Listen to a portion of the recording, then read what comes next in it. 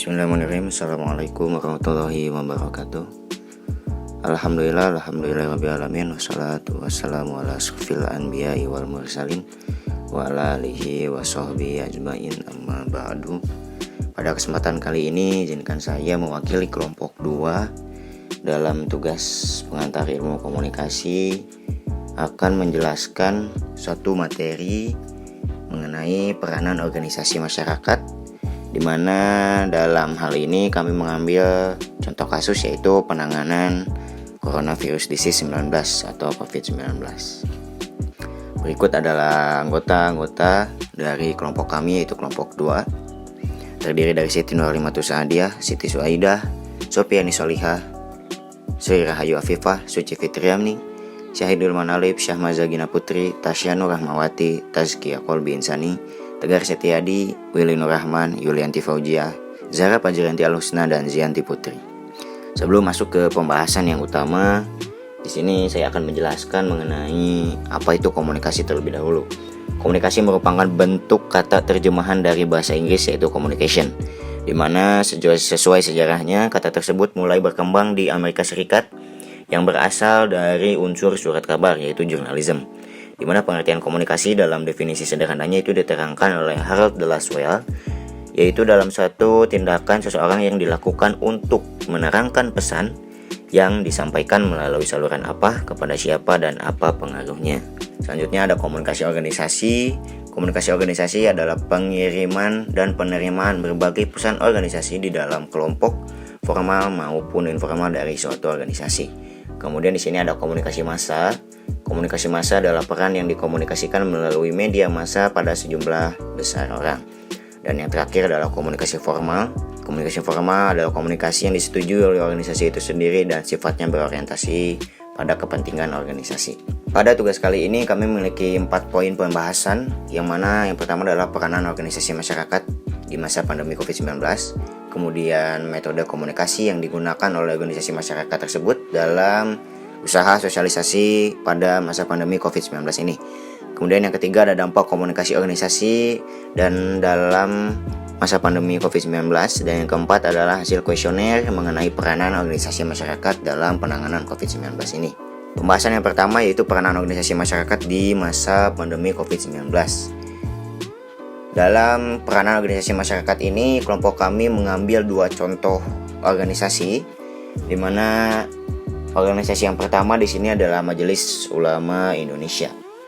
Peran sebuah komunitas agama dan juga organisasi di masa pandemi ini sangat dibutuhkan oleh pemerintah, terutama dalam hal penyampaian informasi-informasi penting mengenai pandemi COVID-19. Majelis Ulama Indonesia melakukan beberapa penanganan dalam COVID-19 ini. Pertama, setiap orang wajib melakukan ikhtiar menjaga kesehatan, menjauhi setiap hal yang menyebabkan terpaparnya penyakit.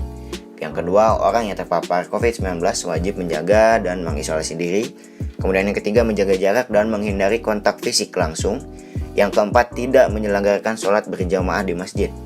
Yang kelima, Majelis Ulama Indonesia sebagai pedoman kebijakan penanggulangan COVID-19 terkait keagamaan.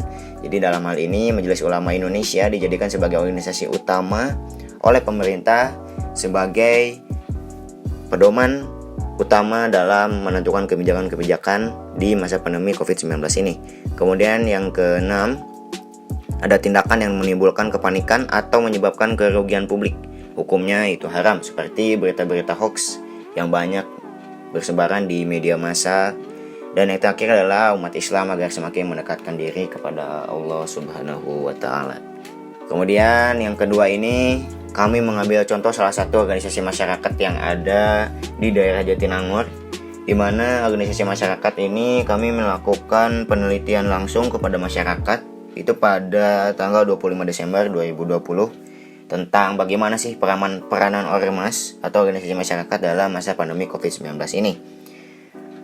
Dalam hal ini kami mendapatkan 5 poin utama yang dilakukan oleh organisasi masyarakat dalam bentuk peran atau ikut serta organisasi masyarakat dalam penanggulangan pandemi COVID-19 ini, yaitu mensosialisasikan kepada masyarakat mengenai hidup sehat dan protokol kesehatan. Yang kedua, membagikan masker. Yang ketiga, membagikan hand sanitizer. Yang keempat, menyebarkan pamflet tentang COVID-19.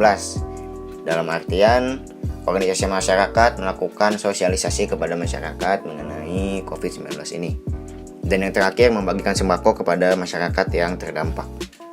Pembahasan yang kedua yaitu mengenai metode komunikasi, di mana metode komunikasi ini terdiri dari 7 macam, yaitu komunikasi krisis, komunikasi organisasi, komunikasi massa, komunikasi antar pribadi, komunikasi kelompok, komunikasi publik, dan komunikasi melalui media sosial.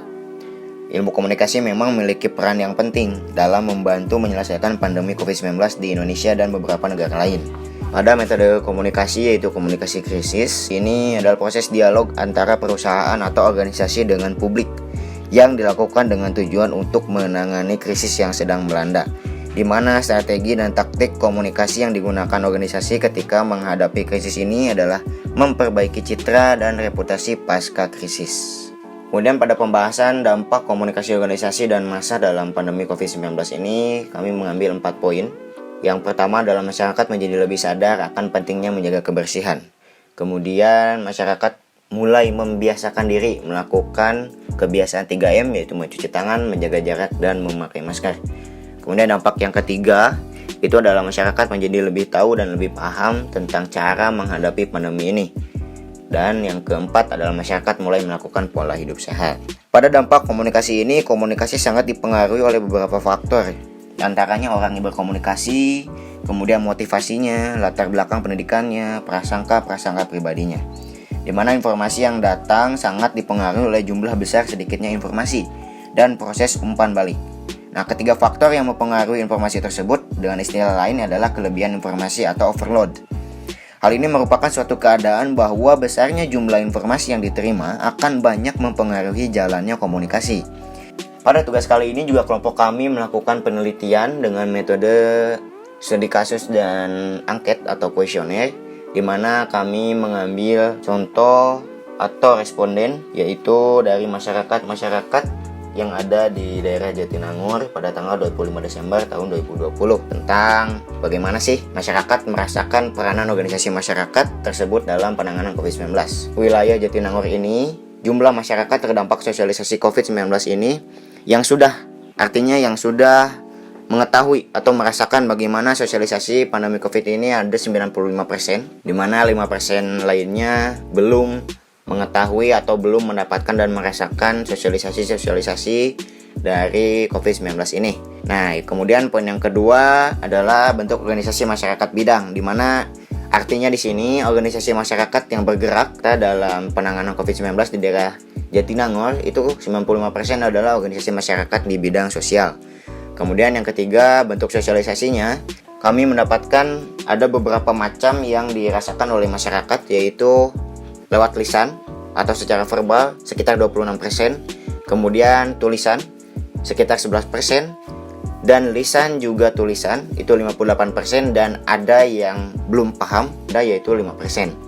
Dan yang terakhir adalah pengaruh sosialisasi COVID-19 terhadap pola hidup. Jadi di sini kami mengambil beberapa contoh perbedaan kebiasaan-kebiasaan masyarakat di daerah Jatinangor sebelum adanya sosialisasi COVID-19 ini terhadap pola hidupnya. Di sini ada 3 poin kuesioner, di mana pengaruh yang sangat besarnya itu hanya terasa oleh 16% masyarakat. Kemudian pengaruhnya dirasakan besar itu 58%, dan yang merasakan biasa saja atau bahkan tidak ada itu sekitar 26%. Nah, kita masuk ke bagian akhir yaitu kesimpulan. Komunikasi organisasi ini merupakan proses komunikasi yang terjadi dalam suatu organisasi baik formal maupun informal, di mana komunikasi organisasi formal berorientasi pada kepentingan resmi organisasi. Media yang digunakannya juga dapat berupa memo, kebijakan, pernyataan, jumpa pers, dan surat-surat resmi.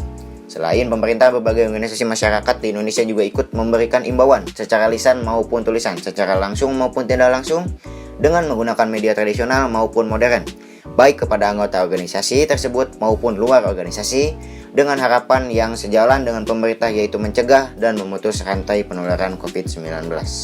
Baik, itu saja yang dapat kelompok kami sampaikan. Mudah-mudahan pada tugas kali ini ada manfaatnya bagi kami selaku kelompok 2 dan umumnya bagi kita semua. Terima kasih atas perhatian. Wabillahi taufiq wal hidayah. Wassalamualaikum warahmatullahi wabarakatuh.